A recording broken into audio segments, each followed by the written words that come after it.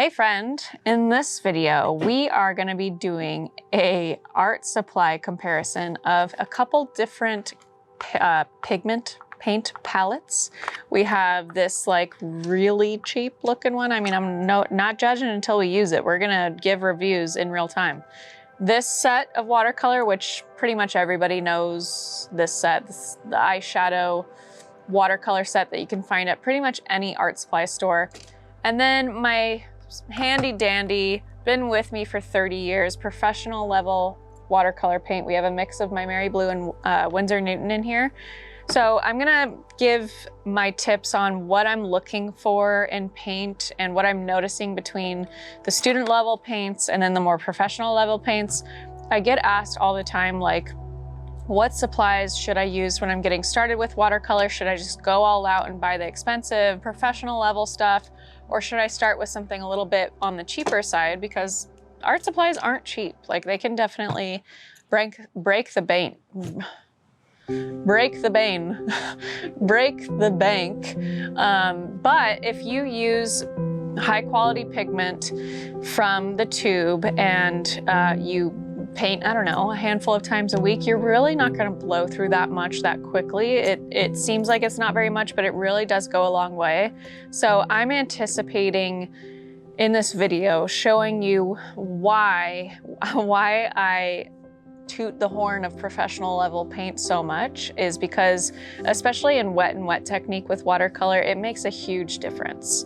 So let's go ahead and open up this. It's yeah, what's the price? Yes. $3. $5. Okay, this set right here, basic, is 1, 2, 3, 4, 5, 6, 12 colors, and it's $5. Where did you get it, or where is it? Where can you buy it? It was given. Okay, Walmart. Walmart has this. Like I said, it's 12 colors. Pretty standard issue colors. We have a white in there though, which yes, you can buy white watercolor, but I just use the paper as my white, or use white gouache because white watercolor is pretty thin. Chinese white watercolor from my Mary Blue is a decent one. It's pretty thick, but I just already am like, what a waste of space with a white color. We could have something else in there, but that's okay. We're not gonna judge until we start using. So first things first that I'm gonna do is I'm gonna do the same, I guess I'll use a round brush. No, this brush. I'm gonna do wet and wet technique. So this is gonna tell me how well these colors will bleed and blend and use wet and wet technique. So we're gonna do a little pulling method. I'll start with pink. I wanna test out this color. I'm gonna get it into like a milky consistency. So not too thin, not too thick. And let's just kind of see. I mean, it's a nice color. I'm not mad about that color. It's very like Barbie bubblegum pink. That's fine. Nothing wrong with that. It's a fine color. It's not opera rose or anything like that, but it's a fine pink color. And then let's do with water, the pulling technique, and we'll just see how it blends. It's got a nice blend. It's not staining too bad. Like the color I overlapped with water right over that edge of the pink, and it's not staining too bad, but there is this harsh line. It's not a smooth blend. Like this pink is just kind of staying there. Let's see when I grab more pink and I go on top of that edge, how well it blends. It's doing a fine job. It's really honestly much better than I anticipated, but it's not anything like Winsor Newton or my Mary Blue where it's like an explosion of color into the wet section. So now let's do a couple different swatches. Maybe we do some orange right up against that washy pink. See how the orange bleeds. Orange is one of my all-time favorite colors to use for wet and wet technique because it typically with this orange, it just explodes and blends really aggressively. This one is very slow. It's not blending, it's blending, it's bleeding a little bit, but it's not like bursting into this clear swatch or this empty swatch of water that it's touching. So it's fine. We're starting to see a little bit of that cauliflower forming around the dark pink edge. I'm assuming it'll do that with the orange as well. So that is gonna create a hard line. And I didn't have too much water on my brush. This is a really thin glaze. So I know that that would blend and dry a lot smoother with the professional level. Now let's go over to this eyeshadowy palette with a similar color palette. So we'll do pink, our first swatch of pink in a milky consistency. So I'm trying to get the same-ish amount of color on my brush. This pink is obviously a bit more Pepto-Bismol, a bit more pale. Gotta like keep going back to your dish to get more pigment. So the strength of this color, the vibrancy of this color is way more powerful than this set. So that's good. Good job there. Like to get it to this strength, which I won't be able to because it's just a different pink, but I'm gonna layer on top of it a little bit more to make it slightly more opaque, like that one is, and then we'll rinse off the color and grab water and do some pulling. So that one, there's a bit more staining effect. So you see how there's that edge that's not really lifting up. If I go over it a couple times, it'll lift up. This one came up right away. But we do have some of that cauliflower happening. So we've got our clear water only situation. Now I'm grabbing orange, trying to get it a little bit more opaque in the milky value consistency. Making sure to work quickly though, because I am trying to show wet and wet, so this has to stay wet. Like I said, orange typically bleeds with these colors really aggressively. This one is similar to this one, it just kind of stays put, it's not really going anywhere. But I do think that this color is a lot stronger than that pink, and it has a nice intensity, it has a nice vibrancy. I like the color, but again, it's not really like blending as smoothly as I would like it to. So now we'll go to the professional watercolor. I didn't refill my pink in time for recording these videos, so my pink won't be as juicy. I won't be able to get up as much paint as I would like to show, but this is quinacridone red, so it's a bit more of a reddish pink.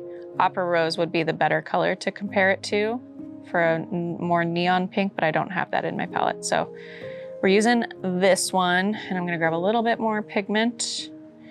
So it's deeper, it's a fuller, richer color. Obviously just a different shade of pink in general, but it's a nice juicy color. So now we're gonna go with that pulling method and grab that and pull it down. So as I'm stroking it, you can see that really smooth gradient. That's what we're looking for. We kind of got that gradient up here with the pink, but because this pigment is really grainy, you're seeing like that dusting of pink on top of the water underneath, which I don't love that look. That's kind of one of the cheaper looks of like cheaper watercolor paint, is that like spottiness where the dust of the pigment kind of collects.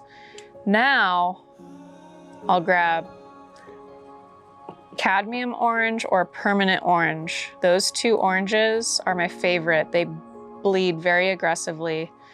Obviously they're not going to do it right now. Usually they do. But it's gonna have that nice look over here. I did do another brush stroke right here. I'll do another clean one down here. But see how smooth that bleed is? We don't have that like cobwebby cauliflower texture. It's just kind of a smooth dark to light. And that's what I'm looking for with a nice, easy blend. And we're starting to get that on the orange as well. So if I show you with, let's say, turquoise, professional level watercolor. We'll do some more wet and wet down here. We've got some circles. This is another good exercise.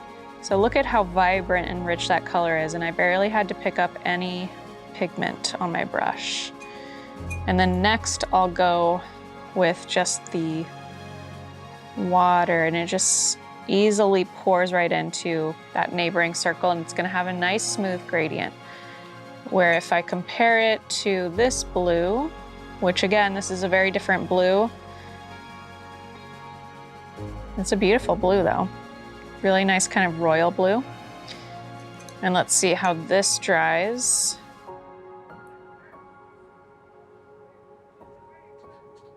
Yeah, it's already got that chunky cauliflower gritty texture. This one, we've got too much water going on, so this is user error, but it should like have a smooth blend of dark to light into that circle. But this veining stuff, I really don't like that veining stuff happening all over. Here and there, it's kind of nice, but you see the difference between the veining up here, a little bit of veining on these colors, but not too bad. And then this smooth blend of color, you don't have much veining. I went over the pink too much on the bottom here, so that's why it cut off. But it's just a nice smooth gradient between dark to light and then dark to light. No cauliflowers or veining like that. And then we'll do this blue from the eyeshadow set to see how it compares. Very similar blues. So the colors are nice, if that's what you're looking for. But if you notice a lot of this stuff happening in your work, like on the tips of your leaves, you're seeing those veining situations happening, or it's just drying funky and it's not blending as full and smooth for a gradient, then it could be because of your supplies. I'm also working on cheaper watercolor paper, and that makes a huge difference too. I absolutely, hands down, always recommend working with 100% cotton paper. I normally work with St. Cuthbert's Mill, Saunders Waterford, cold press paper, 100% cotton paper. But I just have this, what is it? 140 pound, which is good. Artist Loft, so it's student level watercolor paper. And that is absolutely making a difference in how some of this stuff is drying for sure.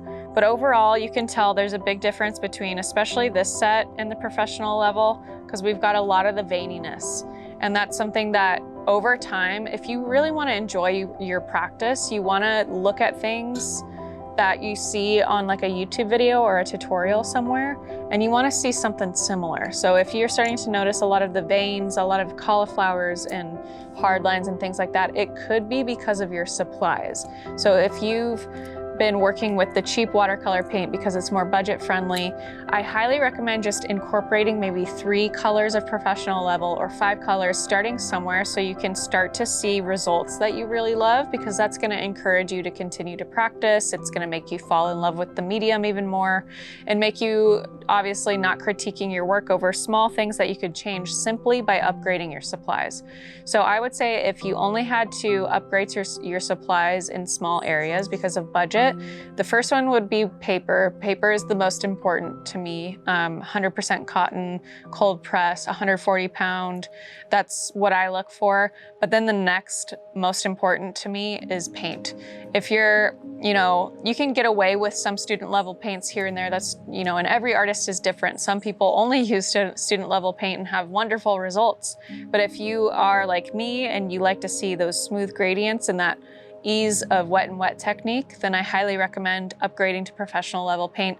I have a list of all the supplies that I use, all the professional level quality paints that I use, the paper, the brushes, all the things listed in the links below in the description of this video. You can also go to jennarainey.com/Amazon and get all the links, or at least the product brands, and buy them at your local store if you'd rather support local.